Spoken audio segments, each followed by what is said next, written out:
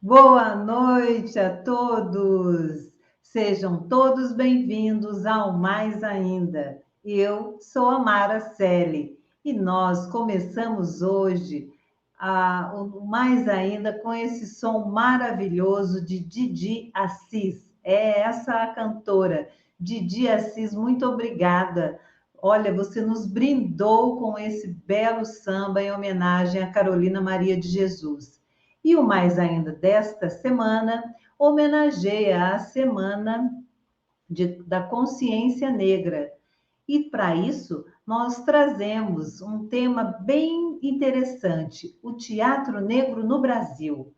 E convidamos a nossa querida atriz Cida Moreno, que em breve vocês vão conhecer. A Cida tem um trabalho belíssimo no teatro negro e também acaba de fazer uma peça teatral em homenagem a Carolina Maria de Jesus. E quem é Carolina Maria de Jesus? Olha, eu vou falar aqui um pouco sobre a personagem que a Cida Moreno interpreta tão lindamente no teatro. Carolina Maria de Jesus é nascida em Sacramento em 1914, Sacramento, Minas Gerais. Foi uma importante escritora brasileira. Filha de analfabetos, começou a estudar aos 7 anos e precisou largar a escola no 2º ano, mas aprendeu a ler e escrever. Em 1937, sua mãe faleceu e Carolina decidiu se mudar para São Paulo, onde construiu sua própria casa utilizando madeira, papelão e outros materiais. Para sustentar a família, ela saía à noite para coletar papel, guardando revistas e cadernos antigos que encontrava. Em suas folhas, Carolina escrevia sua vida na favela e seu dia a dia, somando mais de 20 cadernos com testemunhos de seu cotidiano. Um desses cadernos deu origem ao seu livro mais famoso, Quarto de Despejo, publicado em 1960. Traduzido para mais de uma dezena de idiomas e vendido em mais de 40 países. Carolina aspirava a se tornar cantora e atriz, mas faleceu em 1977, vítima de insuficiência respiratória.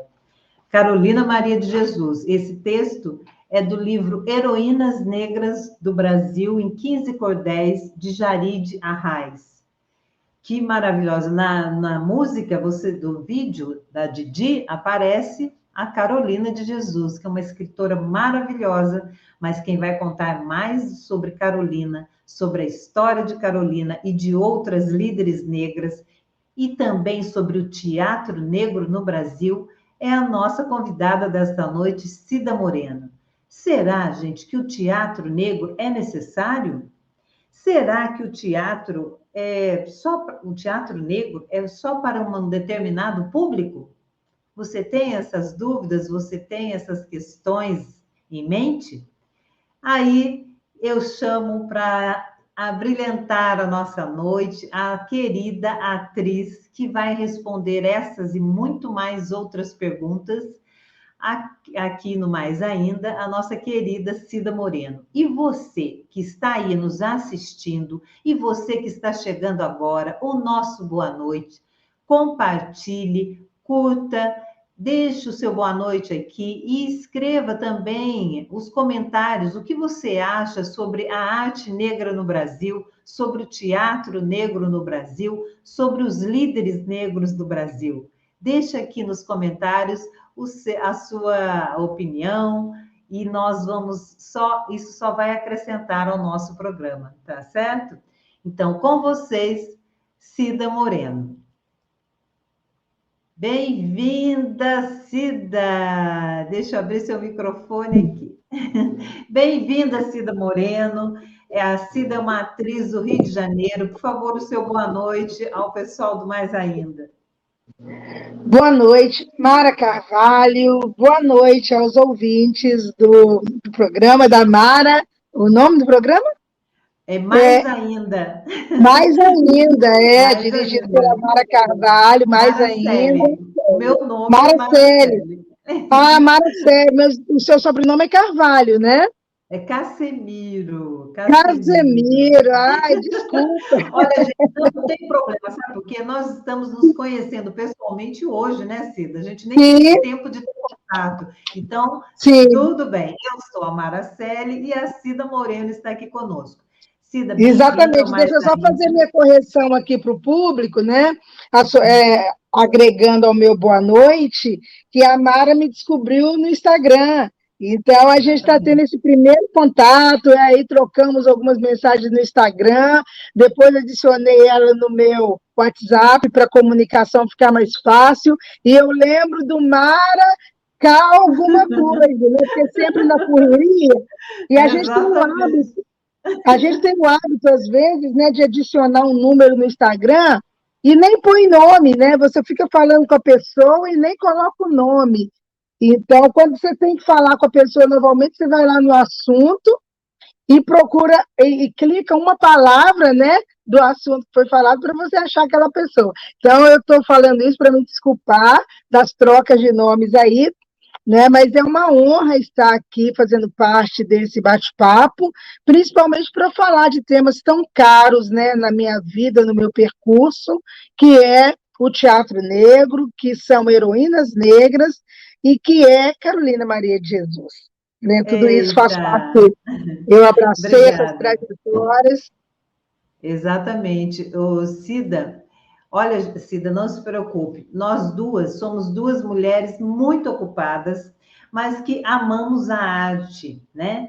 E quem ama a arte, gente, tem outras ocupações também. Então, a gente leva a vida, tem, né, os 3 turnos de qualquer mulher: a casa, o trabalho e também a arte, né? Que a arte a gente faz com tanto amor que eu nem considero. Desculpa, eu nem considero assim, algo pesado na nossa vida. É a parte gostosa da nossa vida, é o exercício da arte. E Cida, não, eu vou falar. E a busca pelo conhecimento, né? Porque a gente está o Exatamente. tempo todo, a gente não para de estar estudando, de estar indo atrás de novos horizontes, né? Porque o conhecimento não ocupa espaço, então o nosso tempo como mulher, realmente a gente é mágica, porque a gente consegue fazer tanta coisa, né? Olha só, eu vou ler para vocês, vou falar um pouquinho para você que está aí, que está chegando, e não deixe de curtir a página e se inscrever na página do Mais Ainda e também na página da TV Cicemug. Por favor, você que está chegando, o nosso querido boa noite e deixa aqui os seus comentários, hein? O nosso público, Cida, é muito participativo. Olha só, mas eu quero ler para você que está chegando aí, quem é Cida Moreno? Cida Moreno é atriz desde 1983, produtora, atriz do Rio de Janeiro, produtora cultural, pesquisadora de teatro negro, professora de teatro, mestre em ensino de artes cênicas e doutorando em História do Teatro Negro pela Unirio.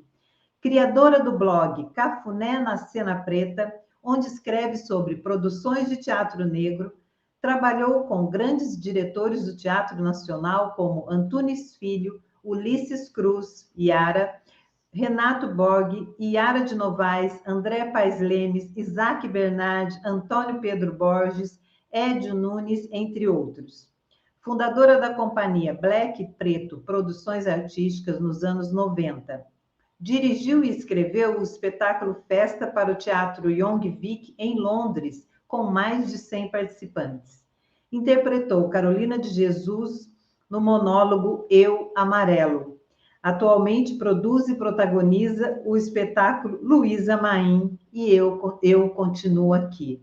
Meu Deus, quanta coisa essa mulher faz, tá vendo? Por isso, que espetáculo, só o seu currículo já, sabe, me faz...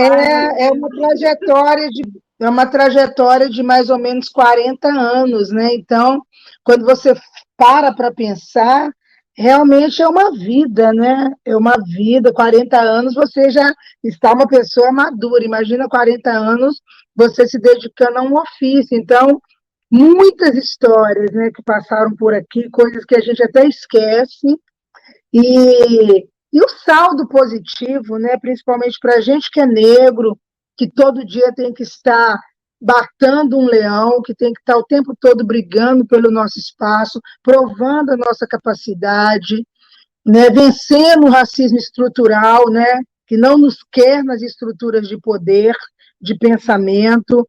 Então, é uma vitória, né? Isso tudo reverenciando aos que abriram esses caminhos, né, os caminhos para nós, que são as nossas matriarcas, os nossos ancestrais e as nossas divas, né?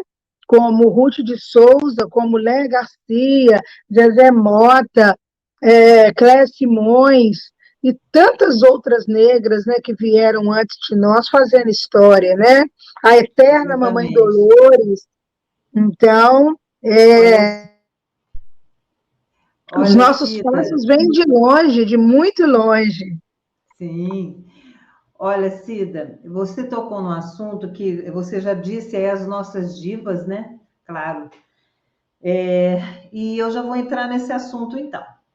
A atriz negra, durante muito tempo, foi representada em lugares subalternos ou de pouco prestígio social. Isso ocorreu em várias obras, né? Como as de Monteiro Lobato, onde a tia Anastácia era cozinheira do Sítio do Pica-Pau Amarelo, interpretada por Jacira Sampaio. E você mencionou tantas outras atrizes, Ruth de Souza, Chica Xavier, a Zezé Mota, né? Léa Garcia.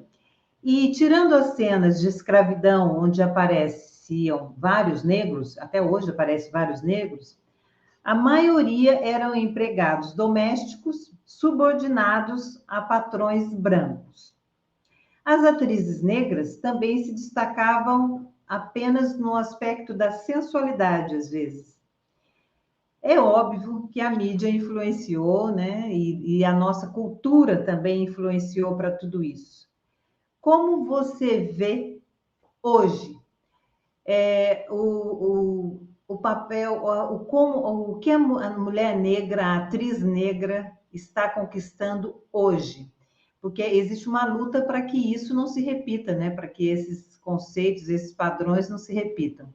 Como você vê e como você se coloca como atriz negra nesse mercado? Então, Mara, a gente está no século XXI, né? A gente está aí na segunda década do século XXI, e esse caminho para a conquista do protagonismo negro, ele começou a ser trilhado, né, ainda em meados do século passado, do século XX, né? Nós tivemos aí, mais ou menos na segunda década do século passado, 1920, começou-se a proliferar as companhias de revistas, né, onde o negro já buscava, então, um destaque. Por quê? Nessa época, principalmente aqui na cidade do Rio de Janeiro, as companhias de revistas, né, os musicais, tinham muito prestígio, né, as casas de espetáculos. Então, nessa época, a figura, né, do sujeito negro já começou a ser aproveitada por causa do seu tipo exótico, né? as mulheres com a sua exuberância, com o seu canto, né? Os homens com o seu canto, os homens negros.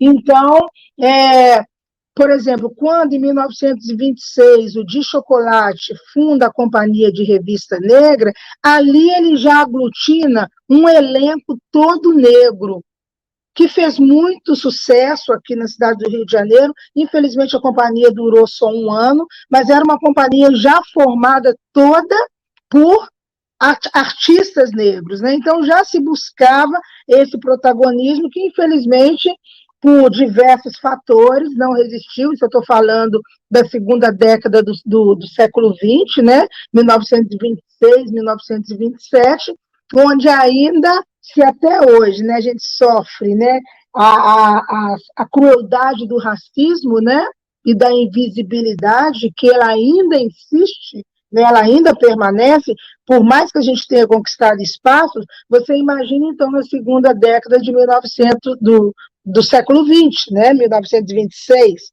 Então, mas mesmo diante de todo o racismo, ela teve muito sucesso. Essa companhia viajou por todo o Brasil, né, apresentando números, e os espetáculos, eles já falavam da questão racial, né, eles já traziam a questão social mas de uma forma um pouco grotesca, um pouco na forma da brincadeira.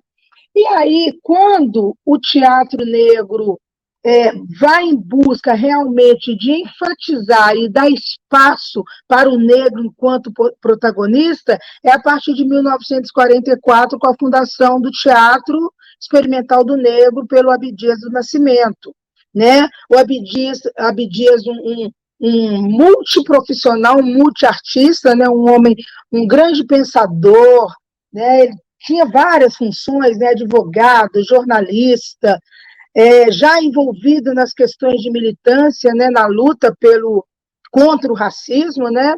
O Abdias, então, faz uma viagem, se não me engano, ao Peru, e quando ele chega lá, ele assiste uma peça que é o Imperador Jones, onde o personagem principal negro é interpretado por um branco pintado de preto. E aí ele fica muito chocado com aquela circunstância, porque ele vai, então, cair a ficha, que aqui no Brasil também era assim, né? O negro não tinha a oportunidade de viver um grande papel e, principalmente, um protagonismo, né? O protagonista da cena. Quando ele chega no Rio de Janeiro, então, ele reúne, né, um contingente de negros vindo de várias partes da cidade do Rio de Janeiro, né, muito do subúrbio, da Zona Norte, negros semi-analfabetos, negros analfabetos, serviçais, e ele funda, então, o Teatro Experimental do Negro, com esse objetivo, de resgatar a nossa cultura africana, de socializar aquele contingente de pessoas negras, né, muitos analfabetos. Então ele alfabetiza aquele elenco, né, até para, a partir da alfabetização, eles terem condições de ter acesso ao texto, e funda, então, o Teatro Experimental do Negro, que é um grande divisor de água na história do teatro negro no Brasil. Né? Porque dessa companhia do Abdias, que vai durar 1944 até 1968, com a ditadura, né, com a implantação da ditadura, do AI-5, então Abdias ele se exila do Brasil e ali a companhia realmente acaba. Mas antes disso, nesse PMA, né, nesse interim, né, grandes nomes surgiram que foram pessoas determinantes para o teatro negro, como Ruth de Souza, a nossa grande dama negra, né, que faleceu, se não me engano, há 2 anos, com quase 100 anos, a Léa Garcia, que felizmente está ainda na cena brasileira, né? No teatro, na televisão, no cinema, um grande nome, né? Da cena nacional. Haroldo Costa, né? Que fundou uma companhia de dança naquela época, que viajou com essa companhia de dança, né? E se tornou um intelectual das artes, né?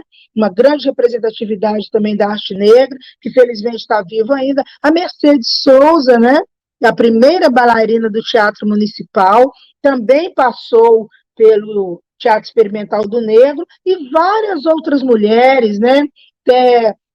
Tem uma delas, que me fugiu o nome, que fundou o Sindicato das Domésticas, sabe? Então, o Teatro Experimental do Negro foi um movimento, né, sociocultural de protagonismo negro, né? Que fundaram um jornal, o Quilombo, né? Que fez concurso de beleza negra, sabe? A boneca de piche, da valorização da mulher negra, que estreou no Teatro Municipal, né, com o Imperador Jones, interpretado pelo Juracy Camargo.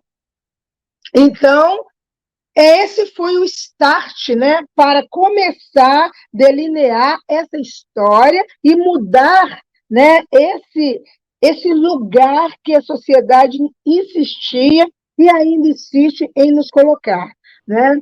Bom, você disse bem, ainda insiste em nos colocar, né? Porque até hoje nós vemos que existem papéis para os negros, sim, claro, nas grandes produções, né? Em qualquer produção feita por brancos, existem papéis para os negros, mas geralmente eles são o quê? Eles são os criminosos, eles são os bandidos, os subalternos. Não que qualquer profissão é digna, é claro que é digna, mas porque só esse tipo de papel cabe aos negros, né? Quer dizer, então você está dizendo, tem todo esse histórico, que ótimo. O Abdias do Nascimento eu conhecia, do Teatro Experimental, né, do negro, que você disse. A Ruth de Souza, que eu também pesquisei, foi a primeira mulher a encenar no Teatro Municipal do Rio de Janeiro, há 76 anos, a primeira brasileira indicada a um prêmio no Festival de Veneza por sua atuação em Sim a Moça, e a primeira a concorrer ao Leão de Ouro, a primeira negra, gente, a primeira atriz brasileira a concorrer ao Leão de Ouro. Ela ganhou uma bolsa na Fundação Rockefeller para estudar nos Estados Unidos. Imagina, olha que trabalho esse homem fez, Abdias do Nascimento, que eu presto todo o meu respeito, porque o nosso, né, nós devemos prestar mesmo a eles, aos que nos antecederam, porque é um trabalho, como você disse, ele educava pessoas comuns, não eram atores formados em grandes escolas, né? São pessoas que gostavam de teatro e não tinham acesso ao teatro. Então, o homem ele alfabetiza as pessoas, né? Então, é muito grandioso a obra, né, desse cara. Muito, né? Grandiosa, assim, maravilhosa. E independente da Ruth de Souza, ele trouxe também a Léa Garcia, que vai estrear na cena em 1952, e logo em seguida já emenda e vai fazer o filme Orfeu Negro, né, que ganha a Palma de Ouro em Cannes, né? E depois a Léa é uma das primeiras, se não me engano, a primeira grande vilã negra, né? O papel de vilão é muito cobiçado por todos nós, né? Todos nós artistas, porque é um antagonismo de muito peso. E a Léa Garcia teve a oportunidade de adentrar a televisão fazendo Escrava Isaura, né? Uma novela que se tornou imortal na dramaturgia brasileira. Mas o que acontece, né? Peraí, deixa eu só tentar fazer esse link aqui, porque em 68 a gente teve também nesse tempo aí Solano Trindade, né? Solano Trindade também um grande ativista negro, que passou pelo Teatro Experimental do Negro, depois fundou o seu Centro de Cultura, né, em Embu das Artes, e era um poeta, era uma pessoa totalmente voltada para a cultura popular, né? Um homem que veio de Pernambuco, que entendia do maracatu, que escrevia poemas maravilhosos, já retratando a condição do negro, e que até hoje são atuais. Então, o Solano Trindade também foi né, que levantou essa bandeira na formação de Companhia com o Negro para mostrar a nossa cultura. Mas aí, com o final do TEM, em 68, a gente fica um bom tempo sem uma companhia que primasse pelo protagonismo negro, né? Uma companhia de destaque. Claro que movimentos menores, né, em todo o Brasil, em outras cidades, sempre existiu, mas sem uma visibilidade, sem um pragmatismo, né, que realmente surtisse efeito. Aí, no final dos anos 80, surge em Salvador o Bando do Olodum. pegando esse legado do Abdias. E aí sim, novamente, a cena nacional faz uma revolução, porque o Bando do Olodum vem, através de um elenco negro, né, questionar e criticar a sociedade diante da sua invisibilidade ou da sua ou da condição que essa sociedade coloca o negro até os dias de hoje, né? Então o Olodum chega mostrando, realizando espetáculos emblemáticos, né, como Cabaré da Raça, que faz muito sucesso, e revela ninguém mais, ninguém menos do que Lázaro Ramos, né? E aí o Bando do Olodum, então, já começa a revolucionar esse lugar do ator negro na cena nacional. Inspirados, isso eu estou falando de Salvador. Aí nós vemos, final dos anos 90 não, final do ano de 91, de 91 para 92, aqui na cidade do Rio de Janeiro, inspirados pelo Olodum, né, que tinha montado a sua companhia no final dos anos 80, e pelo Abdias, a ceia Black Preto, da qual eu fiz parte, retoma todo esse legado e já começa também a imprimir, aqui na cidade do Rio de Janeiro, uma busca para criar uma companhia onde nós pudéssemos ser os nossos protagonistas. Ou seja, começou-se, então, né, com o Olodum, um processo de aquilombamento. E esse movimento foi crescendo, né, com o Olodum, com a Cia Black Preto, com a Companhia dos Comuns, do Wilton Cobra, com a Companhia Étnica de Teatro e Dança da Carmen Luz. Isso eu estou falando de anos 90, final dos anos 80 e o decorrer dos anos 90. E aí a gente começou a imprimir essa coisa de contar nossas histórias, né, de sermos os produtores, os diretores. Cida, olha, desculpa interromper, já interrompendo, mas exatamente onde eu queria chegar com você essa mudança que a gente percebe, né? Porque eu falei, olha, antes os negros não tinham esse protagonismo, né? E, por exemplo, você citou Lázaro Ramos, a nova geração que está aí, que é a Thaís Araújo, Lázaro Ramos, eles já, por exemplo, fizeram agora há pouco tempo um seriado, né, na TV, onde eles eram os protagonistas e ricos, né, se mudando toda uma visão, toda uma postura. Aproveitando isso, eu quero que você diga para nós, você está na parte histórica, eu estou percebendo que você está fazendo um breve histórico para nós do teatro no Brasil, mas fala para nós, aproveitando isso já que você está falando, por que, talvez para o nosso público, para ficar bem claro, por que se é importante o artista negro fazer arte negra?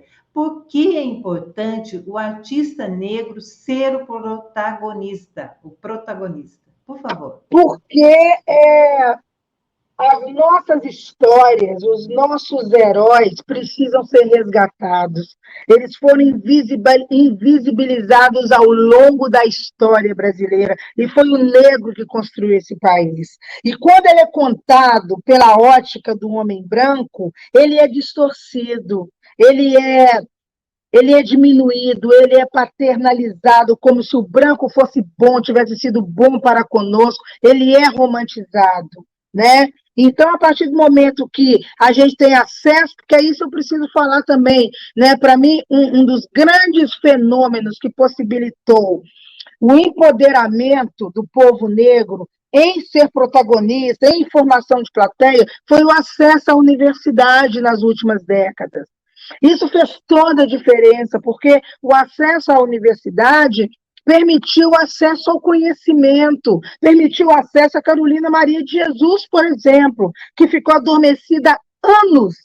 Ela morre em 77 e ela só vai ser resgatada e voltar a se pensar em Carolina e quem foi essa mulher em meados dos anos 90. Então, ela fica em cerca de 20 anos totalmente esquecida, no anonimato, né? Então, esse acesso à universidade tem feito com que hoje Carolina vire teses de doutorados, de mestrado, vá para o cinema, performances, palestras, né? Hoje já é reconhecida como doutora. Então, o que proporcionou, o que tem proporcionado isso? É o acesso desse povo negro nas universidades, porque a gente tem o direito de ocupar esse espaço, e aí com isso a gente começa a descobrir os nossos, né? Os nossos heróis, os nossos sabe? Quem tem a líderes. nossa história. E uma coisa é eu fazer Carolina e contar a história da Carolina, que a história dela vai de encontro à história das minhas matriarcas. Sabe, as minhas ancestrais vieram desse lugar de que Carolina veio, sabe, da humilhação, do serviçal, da situação extrema de racismo, da invisibilidade, da marginalidade, Da sabe, fome, ser colocada da à margem da extrema sociedade, pobreza. da pobreza extrema, da escassez.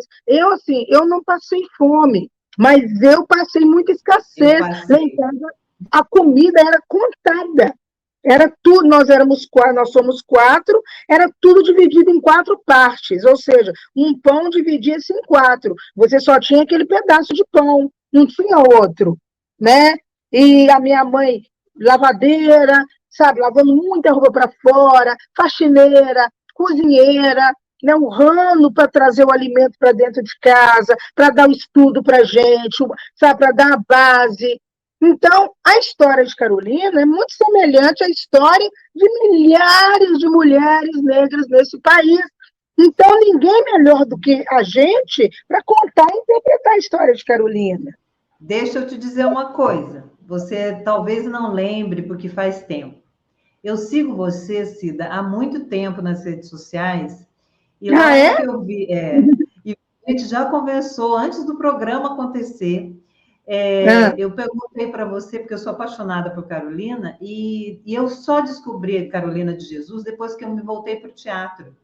Então, para mim, a trajetória no teatro tem sido assim, de grande valia. Eu sempre gostei das artes, sempre gostei de cultura, mas o caminho do teatro tem sido uma descoberta maravilhosa. Descobri Solano Trindade no teatro, descobri, inclusive tenho nas redes sociais poemas que eu declamo dele, porque eu sou apaixonada. O primeiro que eu li já incrível. A obra dele... E aí eu vi algum trecho seu nas redes, né, de Carolina, que eu até vou colocar em seguida para você que está assistindo, para ver e sentir um pouquinho do que é a Cida Morena interpretando Carolina de Jesus, meus caros. Então, eu perguntei para você no privado, no Instagram, que eu estava apaixonada, que eu queria ler Carolina de Jesus, que eu estava descobrindo Carolina de Jesus. Você falou para mim assim, Mara, comece pelo Diário de Bitita. Você gosta de Carolina de Jesus? Leia o Diário de Bitita. Eu chorei ao ler. Eu comprei o livro, comprei os 2, porque eu comprei o Quarto de Despejo. Sim, meus queridos que estão nos assistindo, que ainda não conhecem, tudo bem. Carolina de Jesus escreveu o Diário de Bitita, que é a parte da infância dela, da primeira infância. Infância e juventude. E juventude. Né?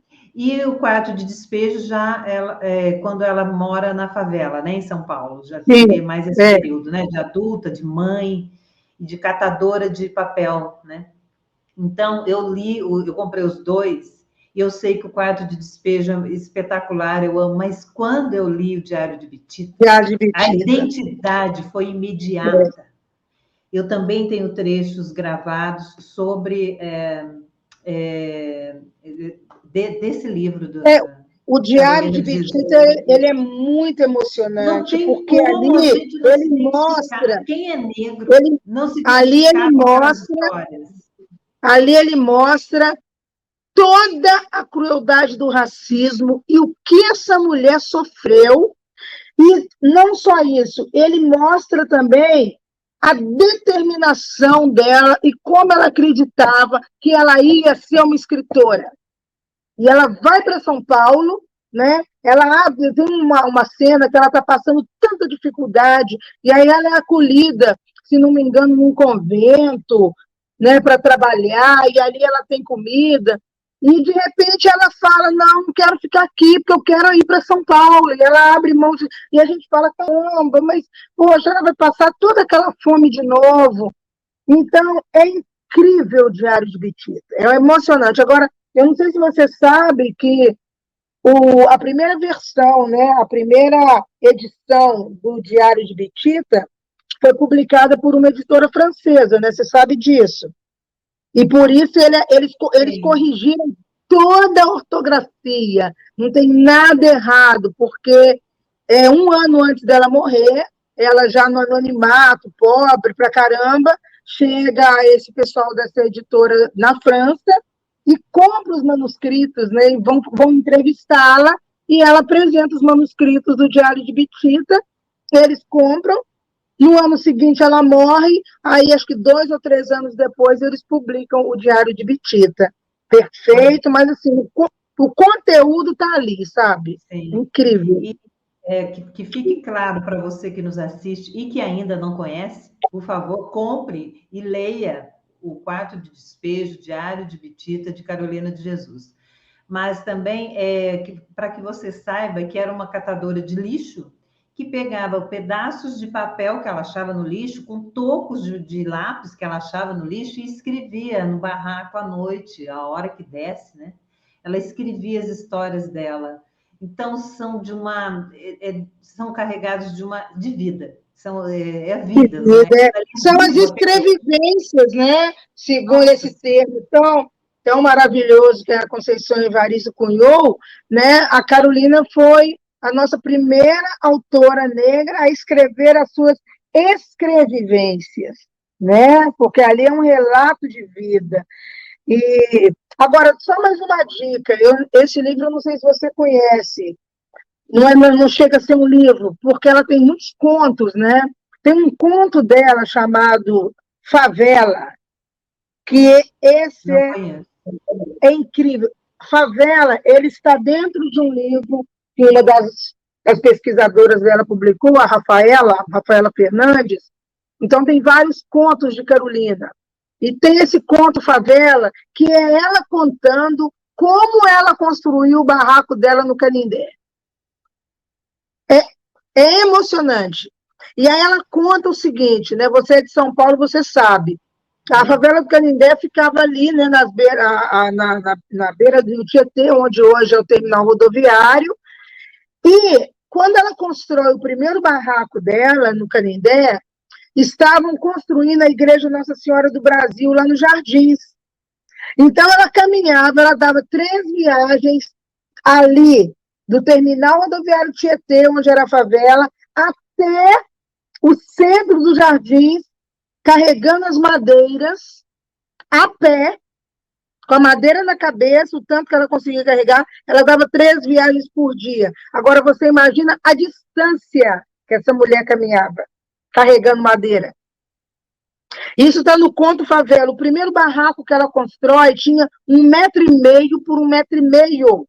Era um caixote, né? Então, assim, é isso. Carolina Maria de Jesus é isso. É vida, né? É isso, e nós vamos... É maravilhosa, é isso, e nós vamos ver agora um trechinho de Cida Moreno interpretando Carolina de Jesus na peça Eu Amarelo. Depois, na sequência, a Cida vai falar um pouquinho da peça para a gente. Quem sabe, né? Nessa região que a gente vive aqui, do Vale do Paraíba, a Cida não vem se apresentar para a gente, né? Vamos torcendo aí, gente. E é muito fácil, porque é só eu. É um monólogo. É um monólogo. Ô, Cida, por favor, enquanto eu abro a tela, fale para nós quem dirigiu e quem escreveu a peça. A atuação. Então, deixa eu tentar falar rapidamente, que o tempo é pouco, né? Na verdade, eu sempre falo isso, porque Carolina, ela me escolheu ancestralmente para dar vida, corpo e alma à sua pessoa. Eu nunca tinha pensado na minha vida em fazer Carolina. Nunca tinha passado pela minha cabeça, não tinha o menor desejo, né? Eu tenho a madrinha do meu filho que mora em São Paulo, ela se parece fisicamente muito com a Carolina, é uma grande atriz, e ela já fazia Carolina, tinha toda uma pesquisa, então para mim estava muito bem empregado, né? Então eu não ansiava por esse lugar.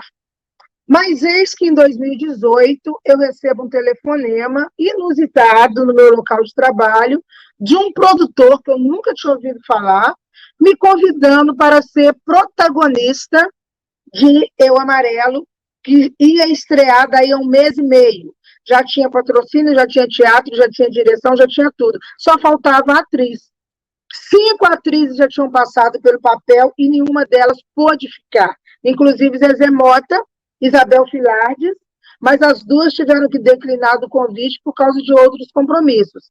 E ele já no desespero, porque estava chegando o dia de estrear e ele não encontrava a atriz, ele liga para um colega nosso, né, uma pessoa bastante conhecida aqui no Rio de Janeiro, e pede para essa pessoa mandar uma lista de atrizes, né, para ele ver, testar quem poderia fazer Carolina. E essa pessoa fala, eu vou te mandar uma atriz, Cida Moreno.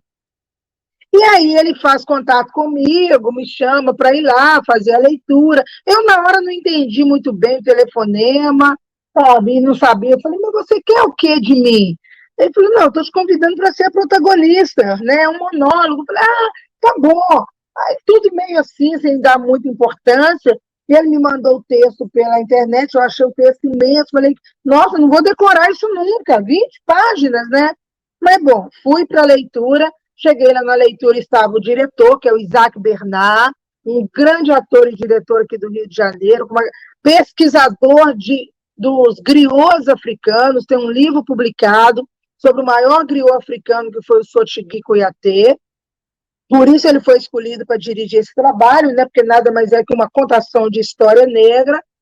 E eu fui, então, para a leitura, e eles lá tensos, porque eles pensaram assim, cara, se não for ela, vai complicar mais ainda, porque nós temos menos tempo.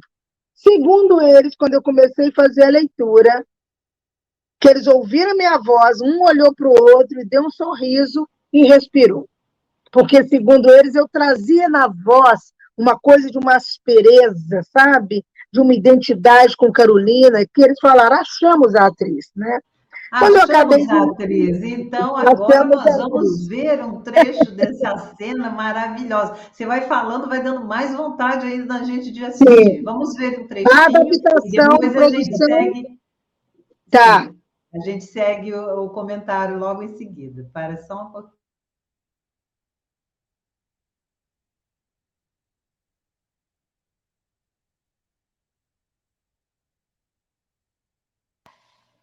0 minuto, 0 segundo.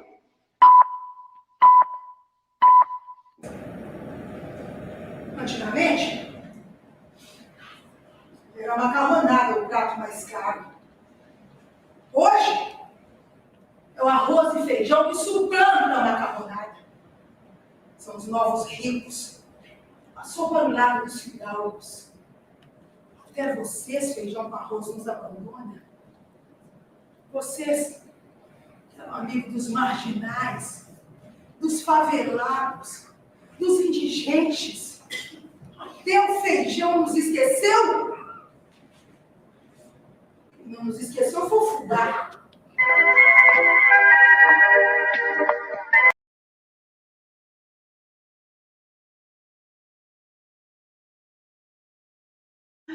Sim, olha, esse foi um pequeno trecho, não deu nem para a gente sentir o gostinho, É, mas eu vou colocar, eu vou colocar um maior aqui, tá? Para a gente assistir. Então, sim, tem a, outro. por favor, repita o nome de quem escreveu e de quem dirigiu. Então, o dramaturgo que fez a dramaturgia, né, que fez a seleção dos textos de Carolina, e também é o produtor, é o Elisandro de Aquino. Elisandro de Aquino é um produtor cultural e professor de letras. E por que que ele quis, que ele se comprometeu em trazer Carolina para o teatro? Porque, segundo ele, em todos os anos que ele deu aula de literatura, ele nunca tinha ouvido falar em Carolina. E ele é um afrodescendente.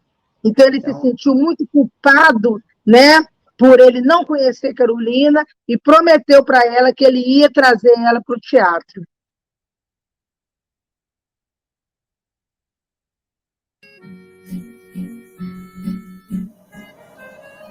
Fui na casa da dona Nenê. Estava na cozinha. Espetáculo maravilhoso. Ela ia fazer frango, carne, macarronada. E ia ralar meio queijo para poder macarronar. E eu ganhei frango com polenta. Já fazia uns 10 anos que eu não sabia o que era isso. Mas da dona Nenê, o cheiro da comida tão maravilhoso. As lágrimas emanavam-se dos meus olhos. Eu fiquei na dó dos meus filhos e segui pensando na desventura das crianças, que desde cedo lamentam sua condição no mundo. Dizem que a princesa Marta da Inglaterra tem desgosto de ser princesa. São os dilemas da vida. Nesse mundo chorado.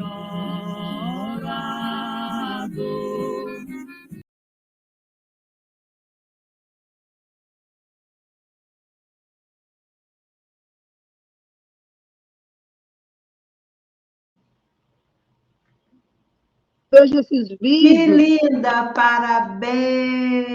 Que lindo, dá Mas vontade, gente. quando eu vejo esses vídeos, isso aí foi. A gente estreou em 2018, né? 3 anos se passaram, a peça hoje ela está muito madura, sabe? Ela está com um entendimento, está muito forte, muito emocionante. Essa temporada que a gente acabou de fazer agora, eu recebi depoimentos incríveis, sabe? Está tudo lá no meu Instagram, quem quiser conferir. Não acreditem em mim. Confiram lá na nossa página, Eu Amarelo, no Instagram, que vocês vão entender o que eu estou falando. O espetáculo é muito emocionante, né? E o artista, o ator, ele precisa desse tempo de amadurecimento, né? Então, a gente estreou aqui no Rio em 2018. 2019, nós fizemos São Paulo, Sesc Ipiranga.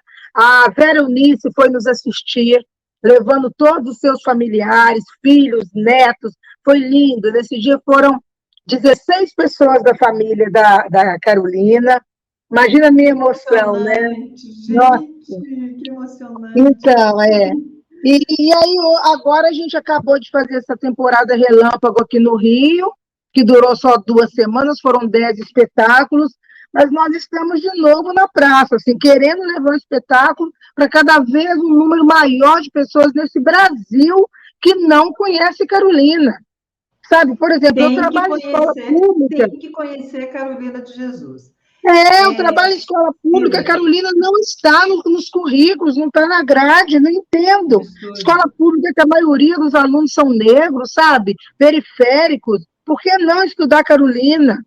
Então, assim, o teatro... Cida, vou te contar uma experiência. Aqui na minha cidade, eu fui contemplada, uma das contempladas, o meu projeto chama-se Voz e Vez, e eu fui contemplada na Lei Aldir Blanc. E na Lei Aldir Blanc, eu dei oficinas para adolescentes de escola pública, e eles não conheciam, nunca tinham ouvido falar de Carolina de Jesus. Não conheço. Eles ficaram extremamente emocionados, e teve alguns, assim, quase choraram mesmo, chegaram a chorar quando eu contei. Eles falaram, mas catadora de papel, tia? Ela vivia na favela, tia. E ela escreveu um livro. Sim. Gente, sabe, é muito maravilhosa a história dessa mulher, né? E tem muitos vídeos na internet e tudo mais. Agora, o que me admira... Desculpa, justamente por causa do nosso tempo. Gente, vocês estão vendo a riqueza toda da Cida Moreno, né? Nos trazendo Carolina, contando a vida da atriz Cida Moreno também. Você pensa que ela parou? Não, ela já tem outros projetos aí. E hoje mesmo eu fiz essa semana, esses dias, por causa da Semana da Consciência Negra, eu estou fazendo pesquisas, né? Continuo a minha pesquisa sobre líderes negras, e então eu descobri me ajuda, Luísa Maim. E eu li... Mãe do Luiz Gama. Luiz Gama, que foi um dos abolicionistas. Então, eu fazendo pesquisa sobre elas, qual é a minha surpresa? Que eu chego hoje para entrevistar a Cida, Luísa Maim foi uma nascida na África, trazida para o Brasil como escrava no século XIX, foi uma quituteira lá em Salvador, e ela usava, só que ela tinha uma diferença, ela sabia ler e escrever. Então, ela usava do ofício dela de vender os quitutes, ela colocava bilhetes nos quitutes, e o ponto dela, né, ela contribuía para divulgar como um lugar de comunicação, de troca entre os escravos e os revolucionários, né, os que não queriam mais a escravidão. E ela foi um elemento muito importante na revolta dos malês. Dos malês, ela foi uma heroína, né? Ela era muçulmana, né? Uhum. Na verdade, ela era muçulmana e sabia ler e escrever em árabe, e ela foi envolvida nessa grande revolta, que foi a Revolta dos Malês em 1835, né? E a história da Luísa... E conta para nós como que você chegou e o que você vai fazer com a Luísa Maim. Então, na verdade, Luísa Maim é mais uma das nossas que o Brasil não conhece, que o povo negro não conhece, que eu não conhecia, né? Eu tive a oportunidade de conhecer a Luísa Maim em 2006, quando eu participei de uma série chamada Heróis de Todo Mundo, e eu interpretei a Luísa Maim. Né? Esse vídeo encontra-se no YouTube. Se você colocar no YouTube lá, Luísa Maim, Herói de Todo Mundo, vai aparecer a minha figura interpretando a Luísa Maim. Eu fiquei muito impressionada com a história dessa mulher, né? Uma quituteira revolucionária que aproveitava o seu ofício para articular, né, junto com os guerreiros, né, junto com os negros, com os muçulmanos, essa que foi a maior revolta dos negros da Bahia, né? E mãe do Luiz Gama, né, que foi um grande abolicionista, jornalista, advogado, que libertou para mais de 500 escravos, né? O Luiz Gama, quando ele morre, e ele morre um pouco antes da abolição da escravatura, mas ele era um nobre em São Paulo, reconhecido pela alta nata da sociedade. No enterro dele em São Paulo tem cerca de 3.000 pessoas. Ele foi enterrado no cemitério ali da Consolação. Então, o Luiz Gama é filho da Maim. A única coisa que atesta a veracidade e a existência da Luísa Maim é o seu filho Luiz Gama, porque ele escreveu uma carta para um amigo dele, né, um escritor, falando da mãe dele. Porque, fora isso, todo esse histórico em volta dela, não existem registros que comprovem realmente se ela foi a heroína da Guerra dos Malês. Isso tudo foram fatos que a própria comunidade negra criou, né, a partir de pesquisas, a partir do imaginário, e fez da Luísa Maim um modelo de guerreira feminina, assim como tem o Zumbi. Os movimentos negros criaram também e deram vida e corporificaram a figura da Luísa Maim, né? Muitos historiadores negam a existência dessa mulher, negam que ela tenha participado da Revolta dos Malês, mas o seu filho, Luiz Gama, deixa essa carta, falando que a mãe dele era envolvida em muitas dessas revoluções, né? Que ela vê que era uma negra mina, que aí ele descreve a figura da mãe. Só que qual que é o fato marcante, né? E esse foi meu ponto de partida para montar o espetáculo Luísa Maim. Ele foi vendido pelo pai. A Luísa Maim já era uma escrava forra, livre, né, que se envolve com um branco português, onde gera, então, o Luiz Gama. Num determinado momento da vida deles, né, ela se aparta desse filho e o pai vende o menino como escravo aos 10 anos de idade. E ele nunca mais vai encontrar essa mãe, e essa mãe nunca vai encontrar o seu filho. Então, eu pego esse gancho, né, desse movimento cíclico, né, que nos persegue desde a travessia do Atlântico, ou seja, a separação dos filhos das mães negras, ou mortos, ou assassinados, ou arrancados, e coloco no espetáculo a Luísa Maim como uma ancestral que vem amparar essas mulheres negras que hoje estão perdendo seus filhos para a necropolítica nas grandes cidades. Né? Todos os dias, infelizmente, a gente tem caso aí de polícia que entrou na favela, que matou, que atirou de bala perdida, e o sofrimento dessas mães fica na estatística. Né? Então, o meu espetáculo, ele traz a Luísa Maim como se fosse uma entidade que, no auge do desespero dessas mães, lhe acolhe, porque ela também viveu essa dor de ter o seu filho separado de si. Então, também pela Lei Aldir Blanc, eu consegui. Então, assim, foi um sonho que eu cultivei desde 2006, que era montar um espetáculo e trazer a Luísa Maim para a cena. Graças ao Aldir Blanc, né, esse grande artista que inspirou essa lei para favorecer os artistas, eu ganhei também esse edital ano passado. Meu projeto fez 100 pontos, e com o dinheiro eu consegui montar esse espetáculo.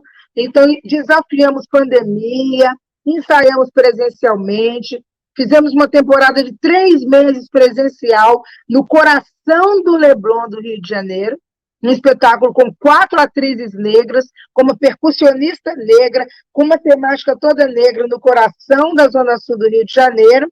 E agora o espetáculo, deixa eu só terminar essa fala, que eu sei que já estendeu, mas o Luísa Maim, nesse momento, ele está na plataforma online, que as pessoas podem assistir em qualquer hora, em qualquer dia, que é uma plataforma tipo Netflix. A pessoa acessa e ela tem 48 horas para assistir o espetáculo. Não se perde nada, a qualidade é excelente. Com esse mesmo vídeo, nós ganhamos 2 festivais de teatro, e ele agora está disponibilizado no site da FUNARGE, que eu vou deixar na página da Mara Selle, tá?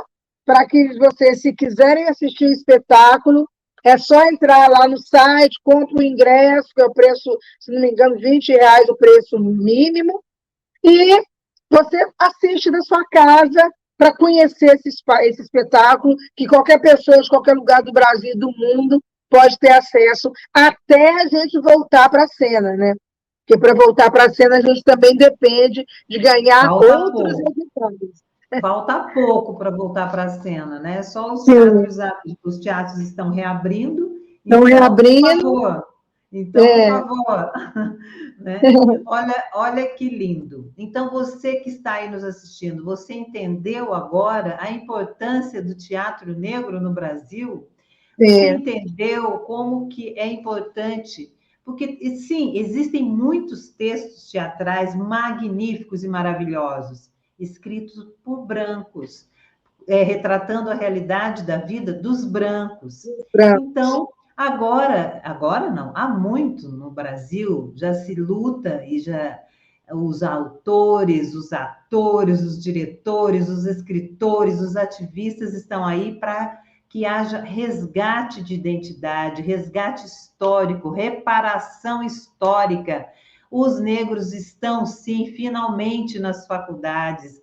Que eu, na minha época, eu era minoria, eu ainda sou minoria nos cursos de teatro que eu faço. Por exemplo, numa escola de São Paulo, eu sou a única negra na sala. Então, e eu já tenho uma certa idade, então que a juventude que aí está, a juventude dos nossos filhos, né, Cida? A juventude que ainda está chegando, essas crianças que estão aí, negras, que elas tenham as mesmas oportunidades, é só isso. Que elas reconheçam quais foram os seus heróis, os verdadeiros heróis. Os heróis não só foram para os negros, foi para a luta de uma sociedade, né, por igualdade. Então, hoje eu apresento para vocês Cida Moreno, que deu esse banho aqui de aula para a gente. Que delícia! Não, sim, você vai dizer, eu não vou deixar você ir embora ainda. Calma aí, eu só estou fazendo um arremate aqui. Mas eu penso assim, uma fala muito comum de mulheres negras mais velhas, antigas, olha, o negro tem que fazer 2 vezes melhor para que ele seja um pouquinho notado. Então, eu acho que não, né? Hoje em dia, a gente tem que fazer igual, né? A oportunidade tem que ser para todos. não pode haver desigualdade social, o protagonismo não pode ser só branco. Nas programações, nos textos, tem que haver pluralidade de etnias. Todos devem se sentir representados, independente de cor, de raça, né? Então, Cida, você hoje, né, nos brindou. Eu estou muito feliz de estar comemorando a semana culminando essa semana de Da consciência consciência. negra com você. Muito obrigada. Eu estou assim emocionada mesmo, Eu que estar agradeço. falando com você. É muito importante a gente falar, né, sobre esse tema, porque ele não se esgota. E o que eu queria só pontuar é que o povo negro ele quer se ver representado. Sim. Sabe, a gente precisa dessa referência. Então, faz toda a diferença você ir num teatro onde você vai ter atores negros falando uma história que você se identifica, né? E sem contar também que, além de contar as nossas histórias, a gente também pode pegar clássicos, né? E fazer e interpretar esses clássicos. Por que a gente não pode fazer Romeu e Julieta, sabe, com atores negros?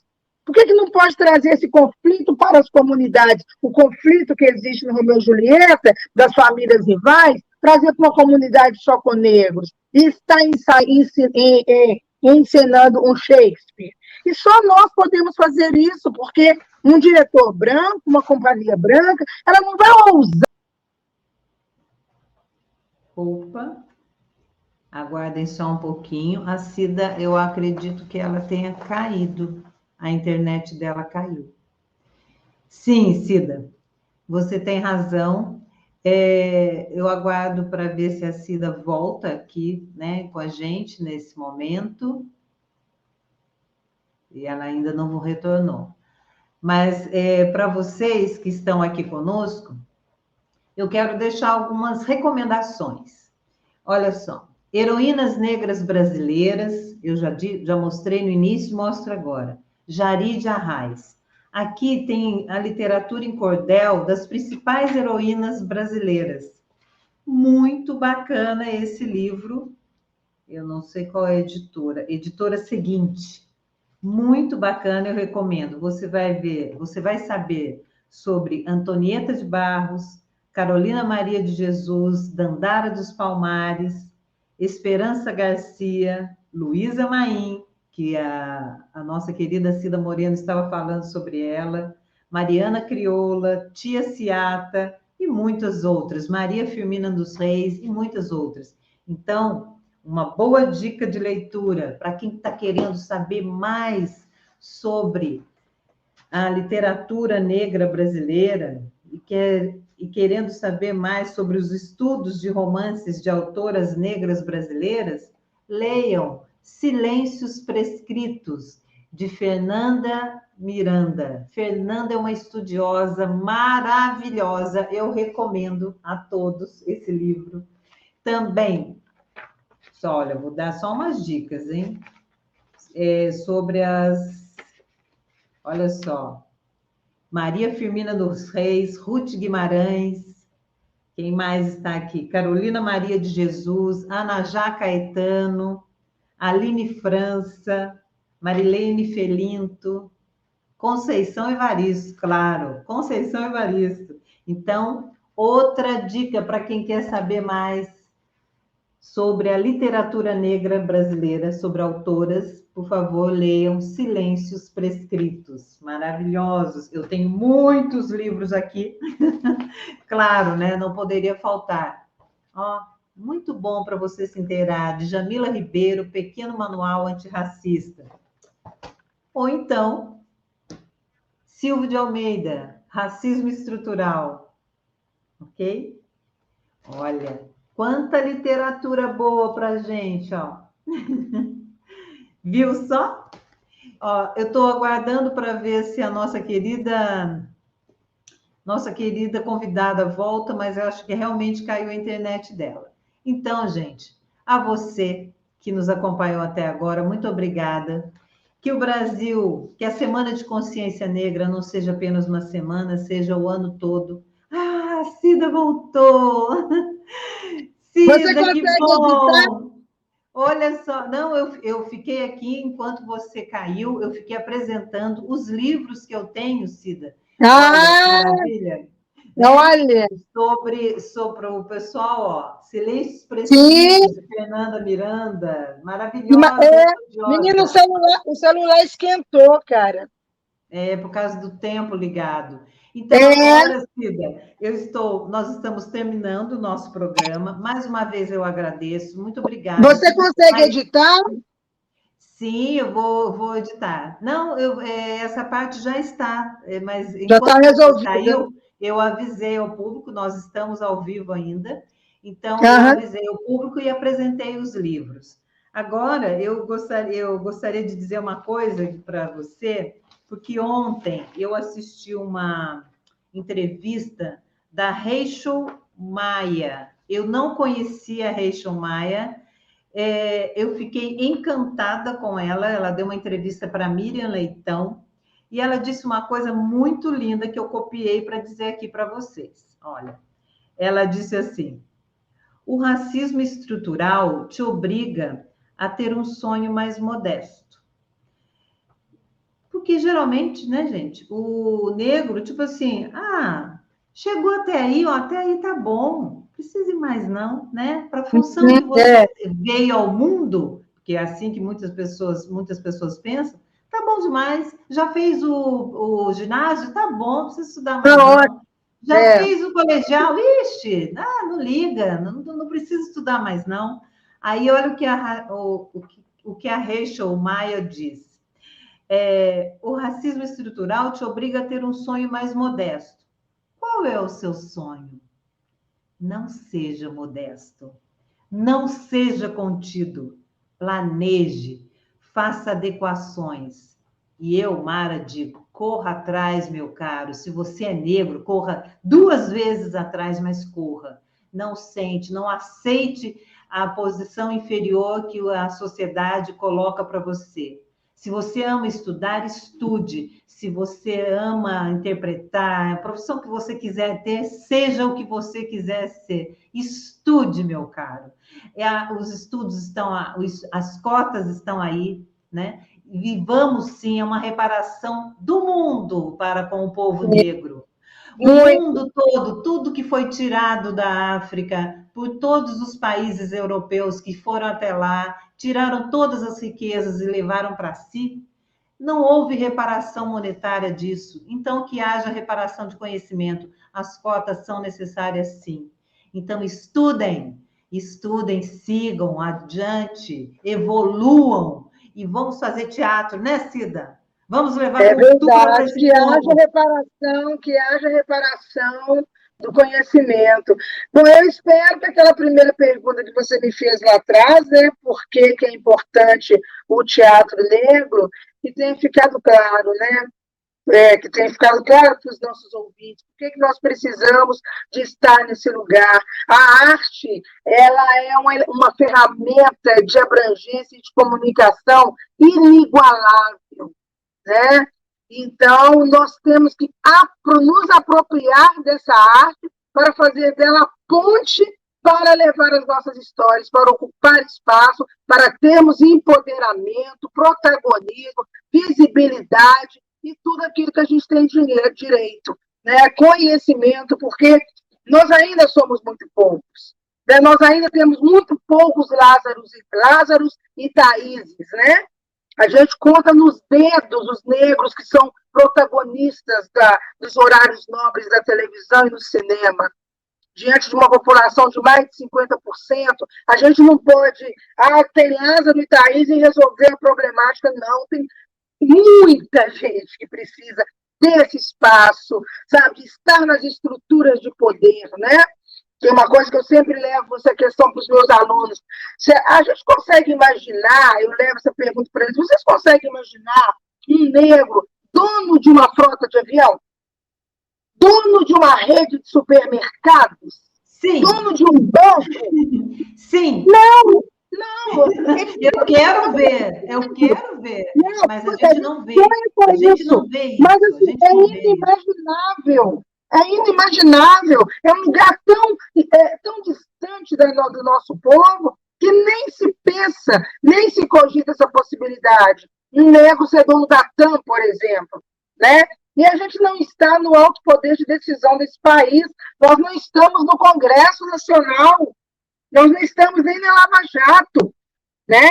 Enfim, é muita coisa que tem que mudar, né? E por isso o teatro é mais uma dessas ferramentas que a gente tem sim que abraçar, continuar fortalecendo a nossa formação de plateia, contando nossas histórias e outras histórias que o povo negro queira e possa se ver representado.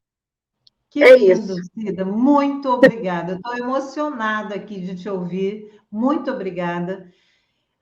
E para encontrar a Cida... Está convocada a assistir Luísa Maim, depois você vai me chamar lá no... Claro que vou. Eu vou assistir, eu quero divulgar. Olha, eu vou dizer uma coisa para você. Por várias vezes eu já quis... não vou mais fazer o programa, mas eu continuo com o programa mais ainda, porque eu quero mais ser uma divulgadora de arte nas redes sociais. E da arte negra, muito mais. E dos profissionais negros. Eu trago gente de todas as cores, claro. Mas quando eu vejo... gente, ter uma mulher dessa aqui é de uma riqueza. Muito obrigada, Cida. Quero ter mais contato com você. Eu também gosto muito de fazer monólogos. Eu faço questão que você assista os meus também. E quem sabe, né? Vamos trocar figurinha, vamos unir forças. Sim. Gente, e que vivam os nossos antepassados, esse povo bacana que veio antes da gente e lutou muito mais, né? E olha, até com a própria vida. Então, olha, gente, muito obrigada, Cida, por essa oportunidade. Eu. Posso falar das minhas redes sociais? Por favor, fale das suas redes. No Instagram, Eu Amarelo, Luísa Maim, _espetáculo, Luísa com Z, Maim, MAHIN, Luísa Maim, _espetáculo, e Moreno, _ Cida com Y, tá? E a gente se conecta lá. Aí vocês vão ver muito vídeo, tudo, né? Toda a minha vida tá lá. E depois assistir a Cida ao vivo também, né? Vamos lá. Gente, um abraço. Quero ir na sua cidade. Obrigado, muito obrigada pela oportunidade, Mara. Muito obrigada, muita gratidão, tá? Muito obrigada. Beijo para você. Viva Zumbi! Salve Zumbi! Viva Zumbi! Viva Zumbi! Tchau! Tem uma frase, de um poema que diz assim: eu só quero ver o que vai acontecer quando o zumbi chegar. Sim, é uma chegar, eu só quero ver o que vai acontecer quando o zumbi chegar. Tchau, gente. Boa semana. Fique com Deus. Adorei te conhecer. Boa noite, gente. Boa semana. Fiquem com Deus. Obrigada, TV Cicemug. Obrigada aos meus parceiros de trabalho, Edinho, Bruno. Obrigada, minha família. Obrigada, Guto, meu querido e amado marido. Obrigada, meus filhos. Obrigada, meu público. Obrigada a todos os nossos... Como que fala o povo que veio antes da gente? Os nossos antepassados. Obrigada, minha mãe, meu pai, meus avós, meu povo negro lindo desse Brasil. Todo mundo merece respeito. Boa semana.